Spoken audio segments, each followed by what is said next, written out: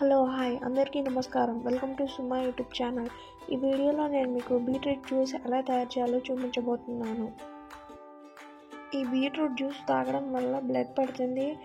చాలా బెనిఫిట్స్ ఉన్నాయి దీనివల్ల. కానీ మనం బీట్రూట్ ఒకదాంతో జ్యూస్ తాగలేం కాబట్టి మనం మిగిలిన ఫ్రూట్స్ కూడా కలుపుకొని తాగొచ్చు. ఇది తాగడం వల్ల బ్లడ్ లేని వాళ్ళకి బ్లడ్ పడుతుంది. ఇంకా ఏళ్ళు తిమ్ముర్లు ఎక్కుతాయి కదా, వాళ్ళకి అలాంటివన్నీ తగ్గిపోతాయి.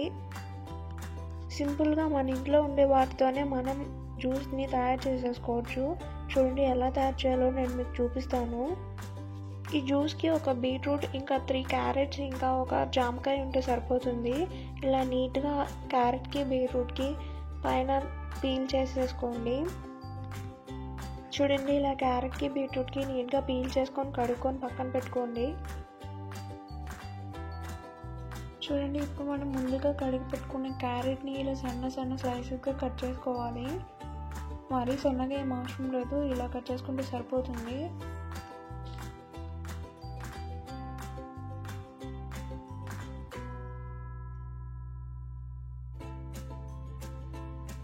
తర్వాత మనం జామకాయని కూడా కట్ చేసుకోవాలి. జామకాయని ఇంకా మనం తీసుకున్న బీట్రూట్ని కూడా నీట్గా వాష్ చేసుకొని కట్ చేసుకోవాలి. చూడండి ఈ బీట్రూట్ జ్యూస్ వల్ల ఎన్నో రకాల ఉపయోగాలు ఉన్నాయి. కండరాల నొప్పులు తగ్గుతాయి, ఇంకా రక్త ప్రసరణ బాగా జరుగుతుంది. ఇంకా బరువు తగ్గాలనుకునే వాళ్ళకు కూడా ఇది చాలా మంచిది, చాలా బాగా ఉపయోగపడుతుంది.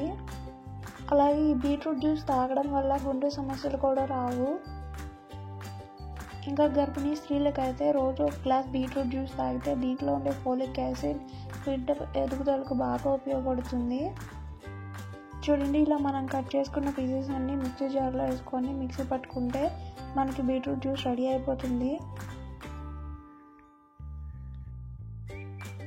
చూడండి ఇంకా క్యారెట్స్ అవి మెరగలేదు కాబట్టి మళ్ళీ ఇంకొకసారి వేసుకుంటే సరిపోతుంది.